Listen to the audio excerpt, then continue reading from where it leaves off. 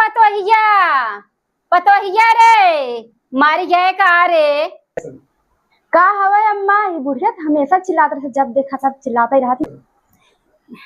पता न का इस घर में हमें चूल्हिया में दिन भर बितराई करत रहा था जवन हो गई। आए रे का हवा दिन भर चिल्लाते रहा तू।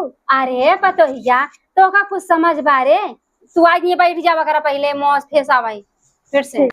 आए रे पतोहिया के मर गए वहीं त्याई हमेशा चिल्लाते आह देखा या आई गई चिल्लाती तो का कुछ समझ उमझ बागे ना पतोहिया बताओ।